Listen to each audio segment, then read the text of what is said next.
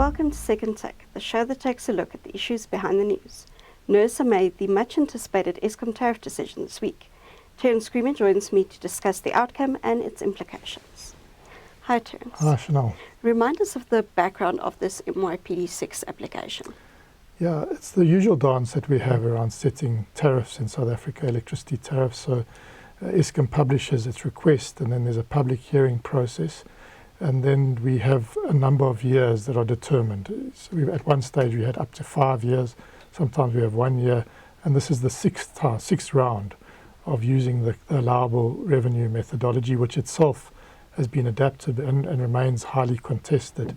And basically this application was put in by Eskom last year with shock and horror because they applied for 36% increase for this year and above inflation hikes for the outer 2 years of their financial years. And we were therefore entered this process again of having public consultation, written comments, and then in November and December last year there was an intensive process of public hearings, went around to 8 provinces, sometimes twice to some of those provinces, and we had a big pushback from society against Eskom's request. What did Nersa decide, and is it at all surprising? I think it's not surprising given the political envelope they were operating in. So they had massive cover from the electricity and energy minister in the sense that he said that 36% was totally untenable and unaffordable. So it was never going to be 36%. The gap, if you look at the way the allowable revenue methodology works, it shouldn't be this large. The gap between 36 and the 12.7% that was approved for this year, followed by 5%, followed by 6% for the outer 2 years. It is large. It's a large gap, and it's a worryingly large gap. And the way Nersa made this determination is they took off the usual suspects around coal, worryingly a lot of operational expenditure. Surprisingly, I think if you ask for surprising, allowing nothing for carbon tax, and how Eskom's going to cover that, because the carbon tax starts kicking in this year, and they wanted 5 billion for carbon tax this year, going up to 21 billion next year. That's a big gap. There's zero approval. So there is that surprise.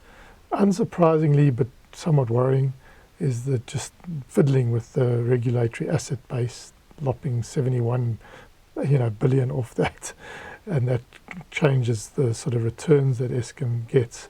But it was those usual suspects, the big ticket items, the coal, the depreciation costs, the returns, that Nersa was able to take a massive sort of 61 billion off the application, and therefore announce sort of a 435, I think, billion allowable revenue versus Eskom looking at north of 400 billion. So it's a big change, a big discrepancy, but one I don't think that was totally unexpected, but had some surprising elements. I think there's going to have to be some give around carbon tax. Are they going to get a sort of an exemption? What does that mean for the rest of industry that have to pay it? We'll have to see probably as the budget is announced in February. The revenue was also ring-fenced for the first time. Yeah, I think that's a big change. So they've always really said these are dedicated amounts, and it's always been sort of ring-fenced in that generation would get this much money, transmission would get this much money, and distribution would get this much allowable revenue or allocation. But Eskom's always treated that revenue as highly fungible. So they were just distributed, and the division in most need was always generation. They had these massive cost overruns on their projects. They were burning diesel like there was no tomorrow at one stage. That had to come out of somewhere. So something had to give, and what gave was the wires businesses, particularly the transmission business that's in focus now. And we basically have a massive backlog in what we should have installed in terms of the grid, but also the distribution below the radar is really in backlog, but the transmission business is in backlog. And that's because they would be approved a certain amount for instance, capital investment, and they would announce their TDP, their transmission development plan, aligned to that. And every year they were just underperformed relative to that TDP. So they didn't add the power lines, didn't add the substations, etc. Now we've got this problem where it's becoming harder, especially for wind projects in the Cape provinces, the three Cape provinces, Eastern Cape, Western Cape, Northern Cape, to connect, because there's just no grid capacity. Whereas if they had been diligently spending as required by what was approved in the allowable revenue, there wouldn't have been this massive gap. Now there is this massive gap. So Nersa, in approval, said this is strictly ring-fenced, and they're wanting quarterly reports out of each of the divisions to assess whether the money is flowing as it's intended. And that will be interesting, because Eskom's always had a lot of flexibility around the way they use that revenue.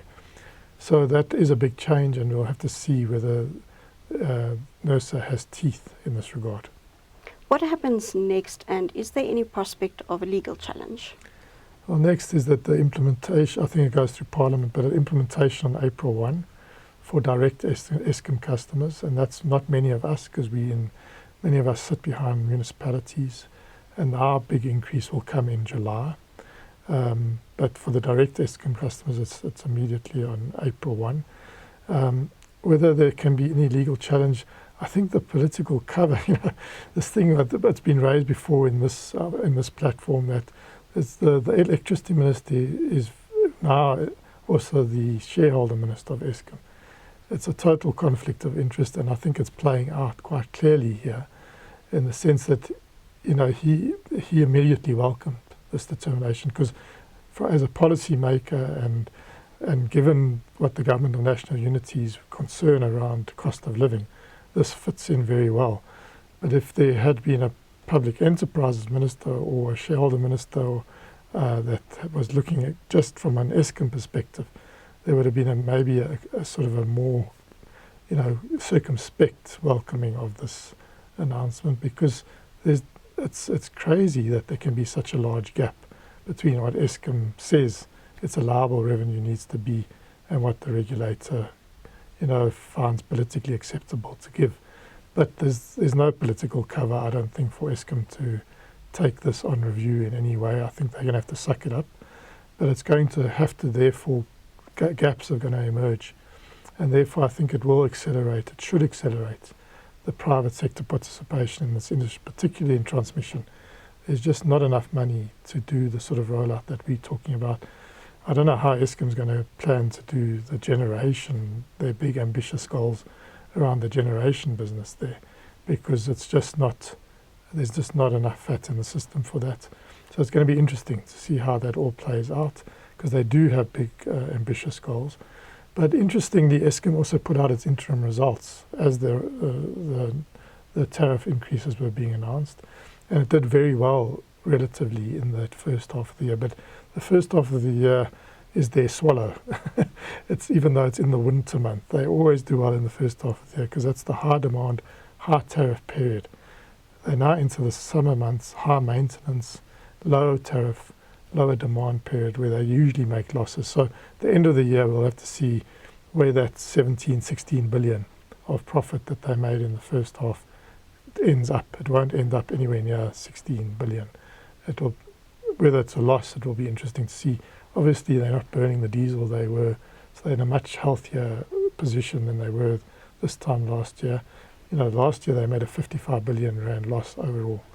So there are signs that the business is turning around, but whether this is really enough to make them viable, and whether it's enough to prevent yet more relief from the taxpayer, we'll have to wait and see. But I don't see a legal challenge, because there's just no political cover. Thank you. That's the Second Take show for this week. Thank you for watching, and join us again next time for more news analysis. Also, don't forget to listen to the audio version of our Engineering News Daily Email newsletter.